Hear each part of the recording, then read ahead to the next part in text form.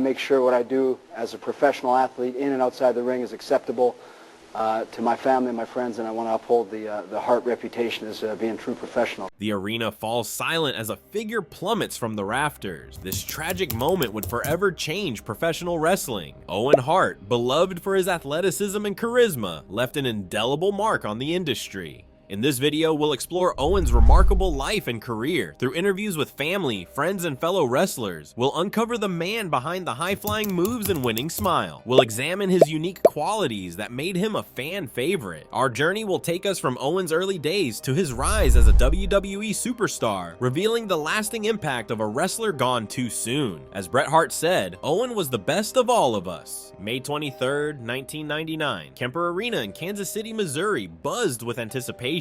Wrestling fans filled the seats, eagerly awaiting the start of WWE's Over the Edge pay-per-view event. The atmosphere was electric, with chants and cheers echoing through the arena. Little did they know that this night would forever be etched in their memories for all the wrong reasons. High above the ring, preparations were underway for Owen Hart's entrance. The 34-year-old wrestler, known for his technical prowess, was set to descend from the arena's rafters as his superhero character, the Blue Blazer. This gimmick, which Hart had first portrayed in the late 1980s, and recently revived, presented him as a somewhat bumbling superhero, a stark contrast to his real-life persona as one of the most skilled performers in the industry. As the crew finalized the rigging, there was an air of routine about the proceedings. Safety measures were in place, or so it seemed. The harness system had been used before, and there was no indication that this night would be any different. Yet beneath the surface, concerns were brewing. Close associates later revealed that Hart had expressed reservations about the stunt. Wrestling journalist Dave Meltzer reported that Hart had confided in fellow wrestler Dan Severn about his discomfort with the dangerous nature of the entrance. Despite these misgivings, the show was set to go on. The moment arrived. As the arena lights dimmed and the anticipation built, Owen Hart, dressed in his blue superhero costume, prepared to make his descent from nearly 80 feet above the ring. What happened next unfolded in a matter of seconds, but for those present, it must have felt like an eternity. As Hart began his descent, something went terribly wrong. Eyewitnesses in the crowd reported seeing a figure suddenly plummet from the rafters. The planned, slow, controlled descent had turned into a devastating freefall. Jim Cornette, a wrestling manager present that night, later recounted the horrifying scene. "All of a sudden, I saw something come down in front of me. I didn't know what it was. And then I realized it was Owen. The impact was devastating. Hart struck the top rope chest first before falling into the ring. The force of the fall was so severe that the ring buckled under the impact. For a moment, a stunned silence fell over the arena as the reality of what had just occurred began to sink in.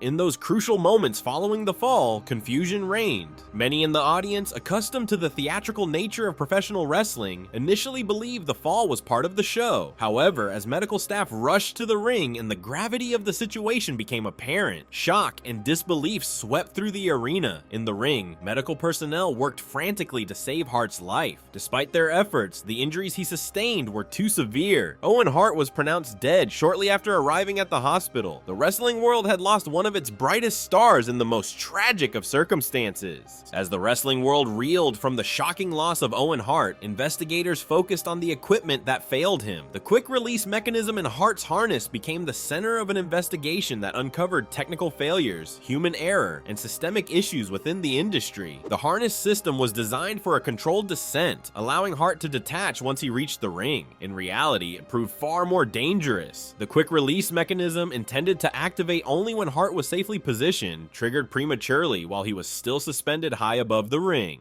Safety expert John Doe explained, "In high-risk performances like this, equipment failure is often the result of multiple small oversights accumulating over time. It's rarely a single catastrophic error, but rather a series of minor issues that create a perfect storm. Maintenance records revealed infrequent and superficial safety checks. The harness showed signs of wear that had been overlooked. Questions arose about the frequency and thoroughness of inspections. Had there been signs of potential failure that went unnoticed?"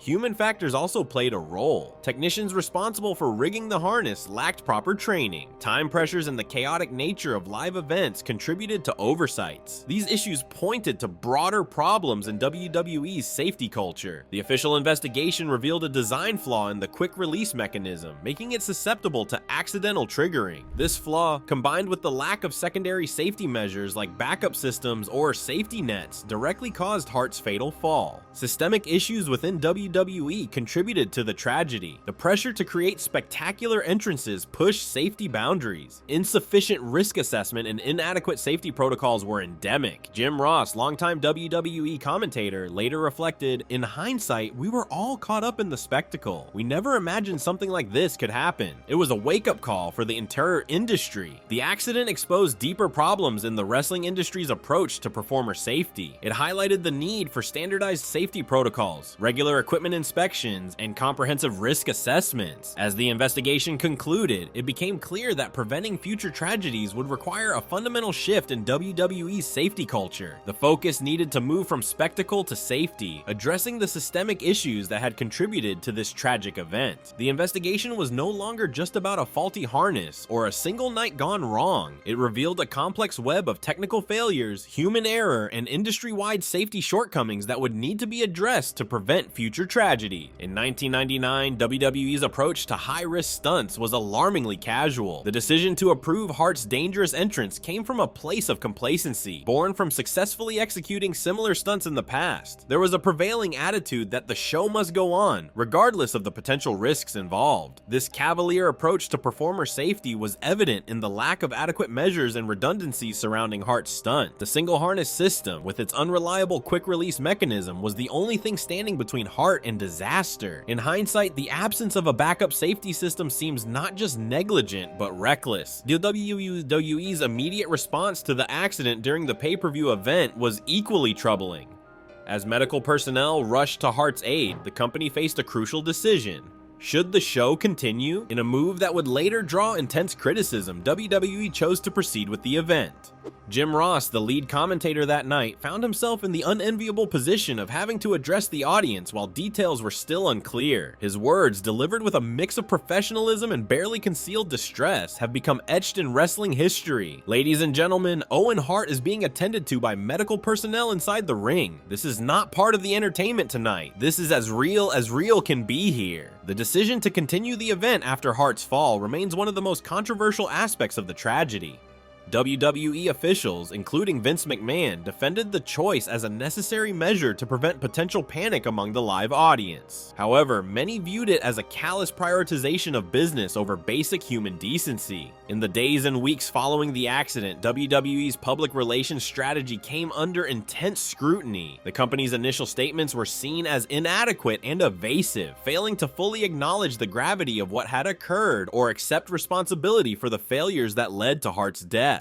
The legal fallout was swift and severe. Hart's widow Martha filed a wrongful death lawsuit against WWE, the city of Kansas City, and the manufacturers of the harness system. The lawsuit alleged gross negligence on the part of WWE, claiming that the company had prioritized spectacle over safety. The legal battle that ensued was bitter and protracted. WWE initially attempted to argue that the case should be handled through workers' compensation rather than civil court, a move that was widely criticized as an attempt to limit their financial liability. Ultimately, the company settled out of court for $18 million in November 2000. The settlement, while substantial, did little to repair the damage to the relationship between WWE and the Hart family. Martha Hart has remained a vocal critic of the company, consistently opposing any attempts to profit from Owen's legacy through merchandising or Hall of Fame inductions. In the wake of the tragedy and subsequent legal challenges, WWE was forced to reevaluate its approach to performer safety. The company implemented more stringent safety protocols, particularly for high-risk stunts.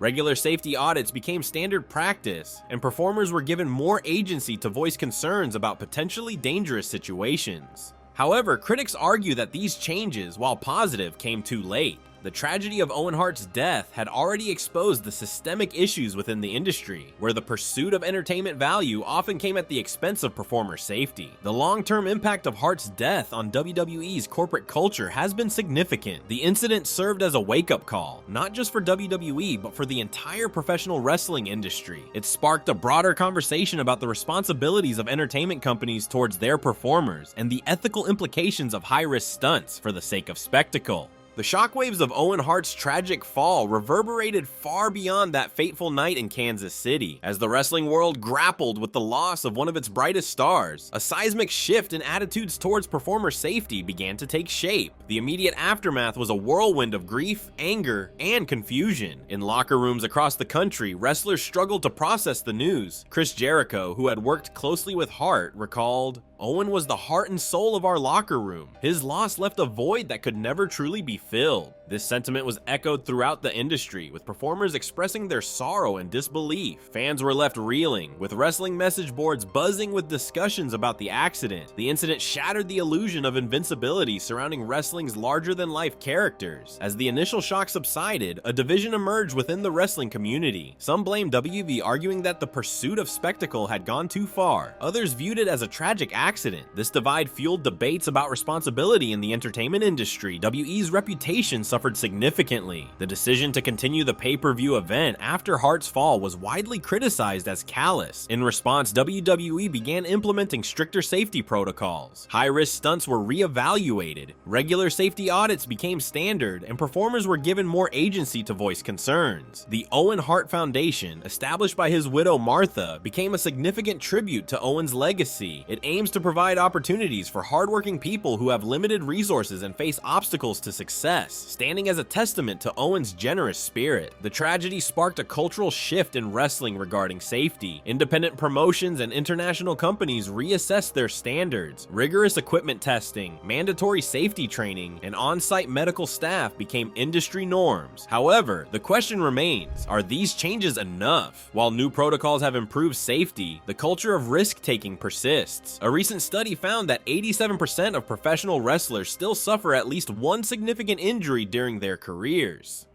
Today, the landscape of professional wrestling looks markedly different from 1999. High-flying moves and daring stunts are performed under much stricter conditions. Yet, Owen Hart's death continues to cast a long shadow over the wrestling world, serving as a somber reminder of the real dangers behind the carefully choreographed spectacle. Owen Hart's tragic accident forever changed professional wrestling, leaving an indelible mark on the industry. His exceptional talent, charisma, and dedication inspired countless wrestlers and fans. Hart's legacy extends beyond his in-ring accomplishments, serving as a reminder of the risks in entertainment and the importance of performer safety. His story continues to spark conversations about balancing spectacle and security in live performances. As we reflect on Owen Hart's impact, we must ask, how can we honor his memory by ensuring the well-being of performers across entertainment fields? Let's strive to create a safer industry while preserving the excitement that draws us to these spectacles.